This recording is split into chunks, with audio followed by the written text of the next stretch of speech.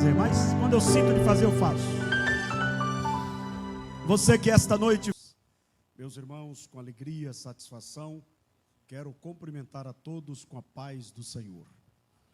Abra comigo a sua Bíblia, por favor. No Evangelho segundo escreveu Marcos, aonde está o tema deste trabalho. Capítulo de número 6, versículo de número 48. Enquanto os irmãos encontram o texto, eu quero glorificar ao Senhor pela rica oportunidade que Deus me concede de retornar à cidade de Brusque, em Santa Catarina, para participar mais uma vez deste trabalho tão especial que é o trabalho da obra missionária. E louvar a Deus pela vida do pastor Giovanni, sua esposa, irmã Michele, este casal que tem sido um amigo aqui em Santa Catarina, sempre uma alegria em poder estar juntos e ver o que Deus tem feito através da vida de vocês.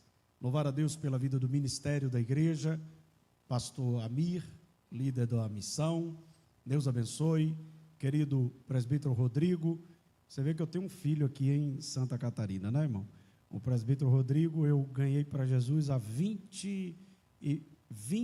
19 anos atrás, lá em Ilhéus, e ele hoje está aqui servindo ao Senhor aqui, né? É um filho, é que na verdade esse aí Deus demorou um pouco no forno, aí ele, entendeu? Para ninguém ficar achando, como o pastor é seu filho, é porque esse aí Deus caprichou um pouquinho, só vou deixar você um pouquinho aí para você ficar diferenciado, glória a Deus. Sua esposa, eles foram hoje nos buscar ali em Florianópolis, nós estamos de uma maratona terrível, mas nada a reclamar, só agradecer. Quando você vê alguém reclamando da obra, saia de perto dele, porque é de alta periculosidade, né? Porque tudo que um vocacionado quer é oportunidade para fazer a obra. Então, quando a oportunidade chega, aí você vê ele reclamando, ele está com algum problema, né? Então, não reclame das oportunidades, aproveite todas elas, mesmo porque você nunca sabe qual vai ser o seu último dia. Então, essa pode ser sua última noite, seu último culto, essa pode ser minha última mensagem, e eu prego como se fosse a última vez que eu fosse pregar. Adore a Deus com todo o seu coração esta noite e faça a diferença. Aqueles que encontraram o texto sagrado, dê um sinal pentecostal. Então vamos ler a Bíblia. E vendo que se fadigavam a remar, diga comigo, fadigavam, porque o vento era contrário, diga comigo, vento contrário.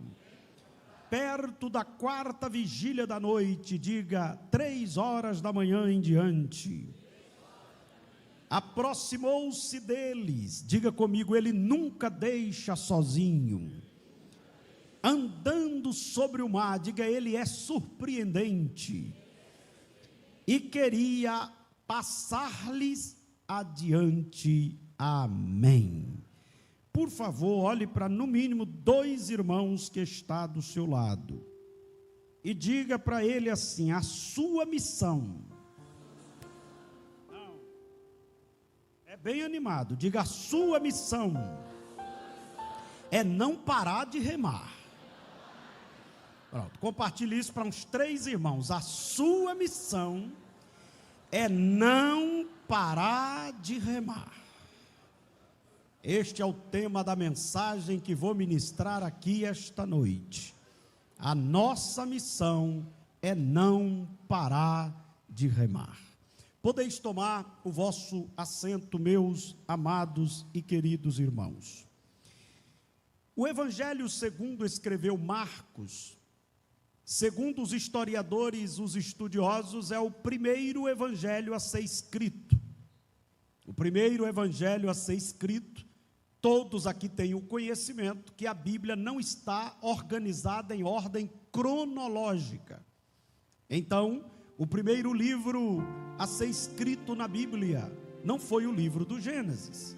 O primeiro livro a ser escrito na Bíblia foi o livro de Jó. E por incrível que pareça, pelo mesmo escritor que escreveu o livro de Gênesis. Assim também, o primeiro evangelho a ser escrito não foi o evangelho de Mateus, e sim o evangelho de Marcos. E se você observar, é o menor evangelho. E tem uma outra questão, é o evangelho mais rústico, o evangelho mais polido, é o evangelho de Lucas, por duas características. Primeiro, o escritor era uma pessoa que tinha um conhecimento vasto. O Lucas era um médico amado, era um homem que tinha um conhecimento, e ele, ao escrever, Deus utilizou-se deste conhecimento. Outra característica é que provavelmente o evangelho de Lucas foi escrito para uma pessoa que não estava em Jerusalém. Então ele traz detalhes que outros evangelistas não teve a necessidade de colocar nos seus escritos. Já o evangelho de João é o evangelho diferente de todos, porque João era o discípulo amado, aquele que reclinava a cabeça sobre o peito de Cristo. Ele tinha uma intimidade muito grande com Cristo, e ele provavelmente faz uma leitura dos demais evangelhos, e ele escreve o que não tem nos outros evangelhos. Se você observar, quando você estuda os evangelhos, que são 4 biografias sobre Cristo, você observa que cada um tem um foco, cada um tem um emissário, cada um tem um propósito, e cada um também tem uma visão de apresentar Cristo.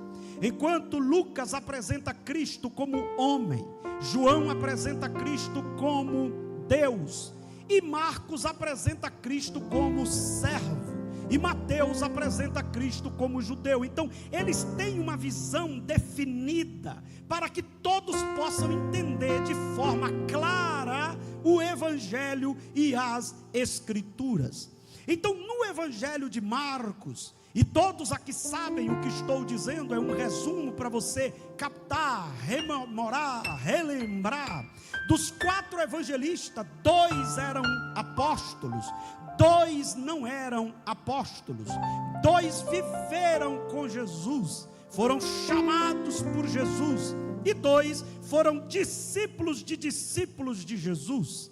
O evangelho de Marcos é um destes. Marcos foi servo de Pedro. Provavelmente este Marco é o mesmo João Marcos que abandonou a primeira viagem missionária. A primeira viagem missionária em que a igreja de Antioquia, movida pelo Espírito Santo, porque missão não é uma ideia humana, missão é um projeto do céu, missão é dirigido pelo Espírito Santo. Quem se opõe à missão está se opondo ao Espírito Santo, está se opondo ao dono da igreja. Quando o Espírito Santo, lá na igreja de Antioquia da Síria, o Espírito Santo levanta e diz: separai para mim a Paulo e a Barnabé, para a obra que eu tenho chamado. Ali começa a história de missões propriamente dita. E eu quero afirmar algo esta noite para os irmãos aqui que me ouvem, tanto os que estão aqui como os que estão na sua casa. Deus não é refém de ninguém para fazer o que Ele quer fazer. Deus faz, querendo você ou não. Deus faz, com você ou sem você. Deus faz, com o seu apoio e sem o seu apoio. Deus faz, com a sua oferta ou sem a sua oferta. Deus faz, porque Ele é Senhor dos senhores. E deixa eu afirmar para você já ir esquentando para dar glória, porque foi para isso que você veio aqui. Ele tem o controle de tudo na mão. Ele é desde a eternidade. Ele não precisa de mandato para estar sentado no trono. Ele é desde o princípio. E o profeta diz: operando Ele, ninguém pode impedir. E se você crê nisso, glorifique o nome